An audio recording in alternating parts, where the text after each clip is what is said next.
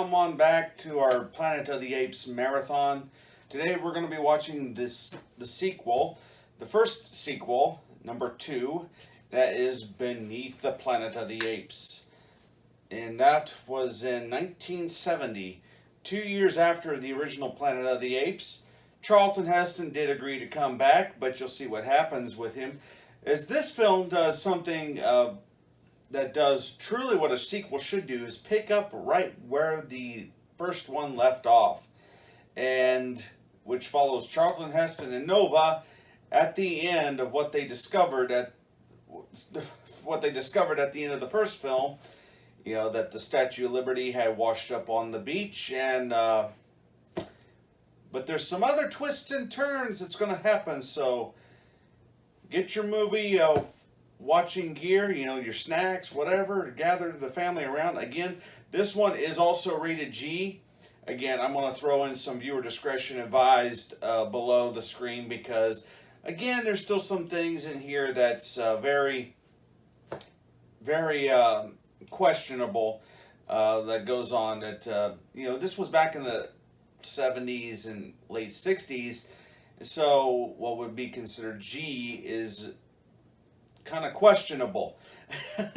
Definitely back then, that's when the ratings was in its early days, and of course you're going to find some things that's very, very questionable if you're a parent. So we're just going to turn it on and see what happens. So let's roll the film.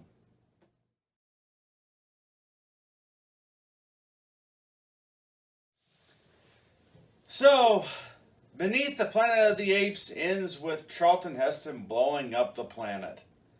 How about that? You know, that's interesting because the whole plot was created at the end because of a number of things that was going on behind the scenes at 20th Century Fox. One was Charlton Heston. Charlton Heston came back reluctantly. He really did not want to be a part of it.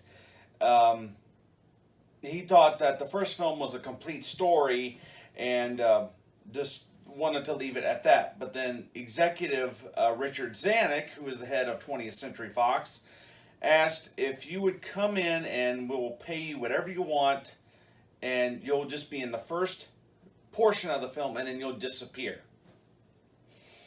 And actually they wanted to kill him off. But that changed when Richard Zanuck was fired from 20th Century Fox. The board of directors was trying to cut corners because they had made these huge, big budget flops with movies like Hello, Dolly and Star. These films had completely flopped at the box office, and they cost a significant amount of money. And they were about 77. Well, I just saw the thing. About $77 million in the hole, and the only thing was to fire the boss, and so Daryl Zanuck had to fire his own son at 20th Century Fox, and Richard Zanuck would go on to make films like Jaws, and he even boasted that Jaws made more money than all his father's movies combined. So, yeah, there was a little bit of friction on there. And so, one of the parting things that Richard Zanuck did at 20th Century Fox was ask Charlton Heston to renegotiate by saying, okay, Chuck, we want you to be in the first portion and you're going to disappear. But then you're going to reappear at the end of the film just to destroy the Earth.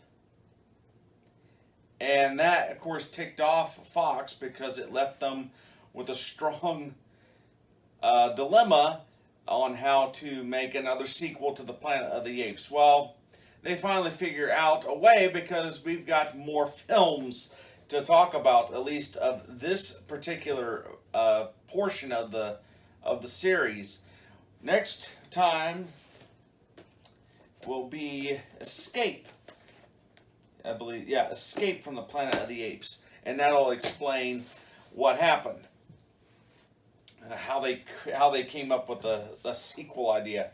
What do I think about this film? I think it goes into a little bit darker turn because you have the underground mutants controlling with the mind, um, messing with James Franciscus and Charlton Heston, messing with their minds and getting people to kill each other. Um, it's a shame that they had to kill off Nova. It's just a shame they had to kill her off, but they had to do something. They couldn't continue on with Nova. Um,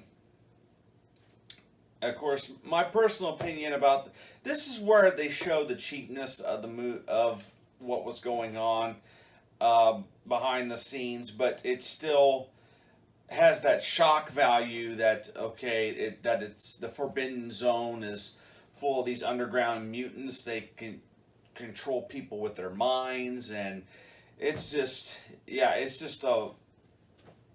a fun follow up to the sequel or follow up to the original. But where I think it gets a little cheap, they pointed this out in several documentaries, particularly this film in general. Like I said, 20th Century Fox was going through some budgetary issues at the time after making flops, and so they had no more money to spend on the Planet of the Apes. The original Planet of the Apes movie cost $5 million. Beneath the Planet of the Apes cost $3.7 million. And the budget kept getting smaller and smaller and smaller as the series went on. But this one was made on a $3.7 million budget. And you can tell that they were really cutting corners. The first scene with the apes in the film is the courtyard scene with the army and the gorillas. Some of the apes are wearing pull-over masks. Yes, they are wearing pull-over masks instead of detailed makeup that would go on. That made the series famous. Another thing was they could not get back Roddy McDowall, and they couldn't get back Franklin Schaffner. They wanted Franklin Schaffner back as a director because they knew that he could deliver that wow factor.